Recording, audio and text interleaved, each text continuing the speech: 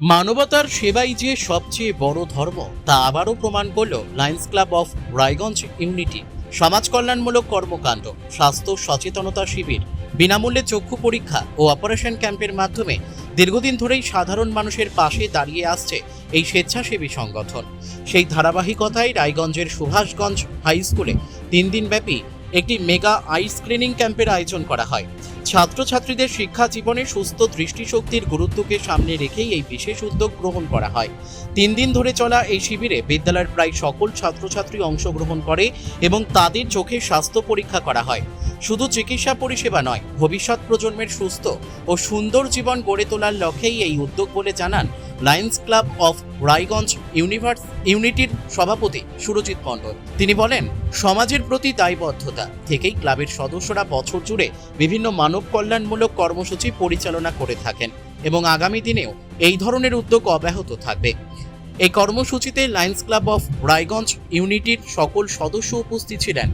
পাশাপাশি বিদ্যালয়ের শিক্ষক শিক্ষিকা এবং অন্যান্য শিক্ষাকর্মীরাও শিবির সফল করতে সক্রিয়ভাবে সহযোগিতা করেন। মানবতার জয়গান গেয়ে এই উদ্যোগ আবারও প্রমাণ করল সমাজের উন্নয়নে সম্মিলিত প্রচেষ্টাই পারে মানুষের মুখে হাসি ফোটাতে।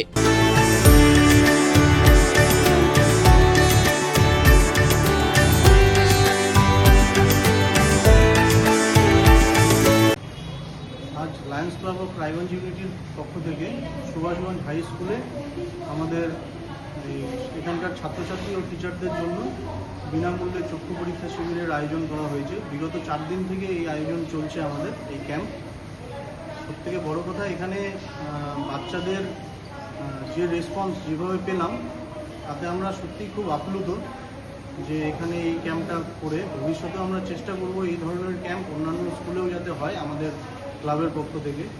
এখানে আমাদের সহযোগিতায় আছে Siliguri greater Lions eye hospital, তার সহযোগিতাতেই আমাদের ক্যাম্পটা এখানে করা। বিশেষ করে আমরা মনে করি যে সুস্থ দৃষ্টিশক্তি যে কোনো শিশুর জন্য শিক্ষার বিকাশ ও সামাজিক অগ্রগতির ক্ষেত্রে প্রধান ভিত্তি। এই উদ্দেশ্যেই আমাদের মেইন ক্যাম্পটা করা। আমরা এখানে বেশিরভাগ দেখলাম স্টুডেন্ট যারা আছে, বেশ কিছু স্টুডেন্ট যারা ক্লাসের পেছন দিকে বসে তারা ব্ল্যাকবোর্ড ঠিকঠাকভাবে দেখতে পায় না। তো সেই সমস্যা তারাও হয়তো কোনোদিন ফলো করেনি। এই শিবিরের মাধ্যমে তারা নিজেরাও দেখছে যে হ্যাঁ, এই সমস্যার সম্মুখীন তারা হচ্ছে, আর আমরাও চেষ্টা করেছি আমাদের এই ক্যাম্পের মাধ্যমে তাদের কিওর করার ব্যবস্থা করে দেওয়া। রায়গঞ্জ থেকে রামকৃষ্ণ দাসের রিপোর্ট, কুলিক নিউজ।